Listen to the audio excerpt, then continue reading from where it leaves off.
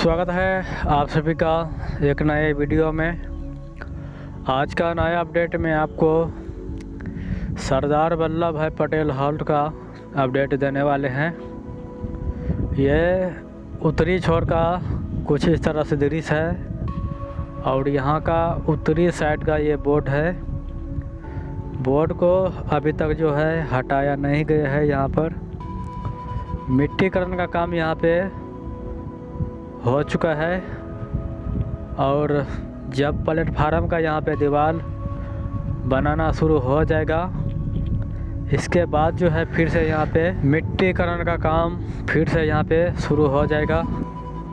यह स्टेशन भवन है यहाँ का और यहाँ पर जो है स्टेशन भवन पूर्वी छोर में बनाया गया है और यहाँ पर जो तालाब था उसको काफ़ी भर दिया गया है और काफ़ी चौड़ाई में यहाँ पे मिट्टीकरण का काम किया गया है।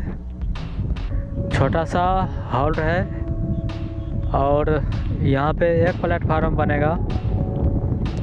खुटौना और बरहारा रेलवे स्टेशन के बीच में ये सरदार वल्लभ भाई पटेल हॉल्ट आता है। खुटौना यहाँ से 3.50 किलोमीटर है और बरहारा स्टेशन जो है यहाँ से 3 किलोमीटर की दूरी पे है और इसके बीच में ये हॉल्ट पड़ता है, सरदार वल्लभ भाई पटेल हॉल्ट।